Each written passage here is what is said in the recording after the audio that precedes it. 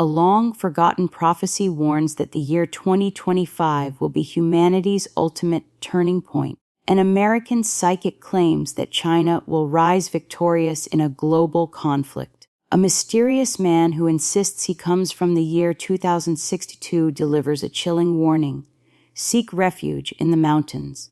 Meanwhile, a 1,000-year-old poem speaks of plagues and a world drawn to the center in the year of the snake, 2025.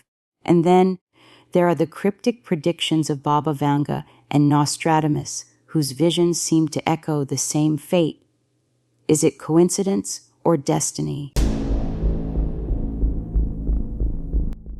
A forgotten prophecy warns that 2025 will be humanity's ultimate turning point. An American psychic claims China will triumph in a global war. A man claiming to be from 2062 offers a chilling warning: get to the mountains. A 1,000-year-old poem speaks of plague and a world converging at the center in the year of the snake, 2025. And then there's Vanga, Nostradamus, Aramir, all pointing to the same year. This isn't a legend. It's real and still undeciphered. Are you ready? Hit like and subscribe, because what you're about to hear next will change how you see the future. In the tapestry of American mysticism, one name continues to echo like a whisper from the shadows. Jeane Dixon, a woman once hailed as the greatest psychic of the 20th century, revered, feared, and for some quietly dismissed, but hidden deep within her body of predictions, overshadowed by the glamour of presidential assassinations and global turmoil, there lies a forgotten prophecy, a warning she gave about a war. Not just any war, a war in 2025 between two great powers. And in the end, she claimed that China would prevail. This was not science fiction. This was written decades ago. Jeane Dixon rose to prominence in mid-century America during a time when faith in the unseen was colliding headfirst with the age of reason. Her predictions were uncanny. She famously foresaw the assassination of President John F. Kennedy years before it occurred. She predicted Roosevelt would not survive his term, and she was right. She foresaw Truman's rise when he was still a nobody, and Churchill's fall when the world still believed him untouchable. Time and time again, her visions rattled the corridors of power. So how then did her deist warning about the year 2025 fade into obscurity? It was in her later works, My Life and Prophecies, that Jeane Dixon turned her gaze to the far future. Unlike her more public forecasts, this was not for immediate headlines. This was for posterity. She wrote of a year in which a major confrontation would emerge between two superpowers, one known for dominance and defiance. The other is for patience and precision, though she didn't name them outright. Her descriptions were hauntingly specific. One would burn out in hubris. The other would rise from the east and triumph today.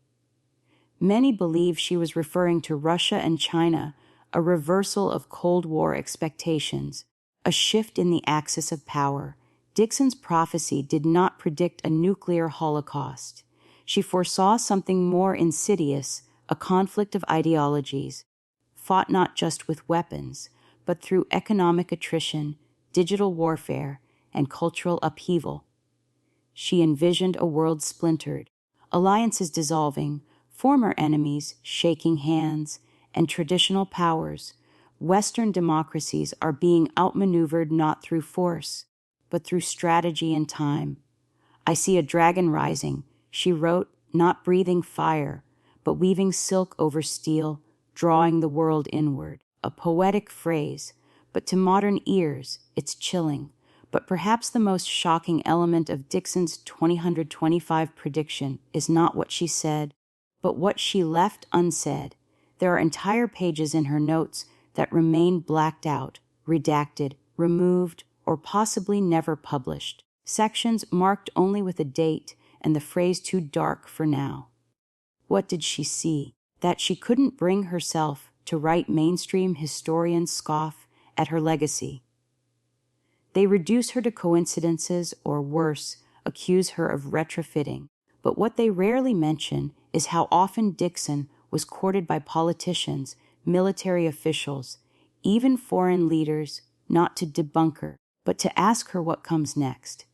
And yet, despite her proven track record, her warnings about 2025 remain buried, ignored, forgotten.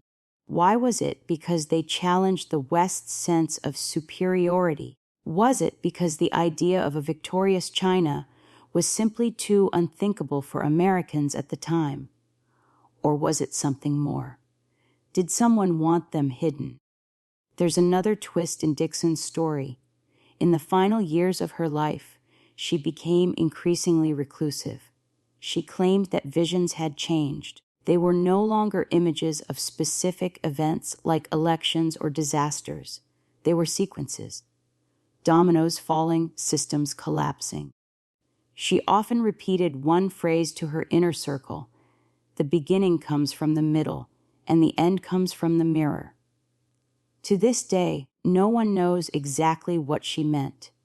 But in the wake of growing geopolitical instability, cyber attacks, pandemics, and artificial intelligence, some now look back at her cryptic words and shudder. In 2020, a new generation of researchers began rediscovering Dixon's later writings. They found marginalia notes written in the edges of her old books. One simply said, "Watch the water roots in 2025. It won't start on land." Another, "The West sleeps while the East waits." These were not mere musings. They were patterns, clues, and each one points to a singular question. What exactly did Jeane Dixon see in the year 2025?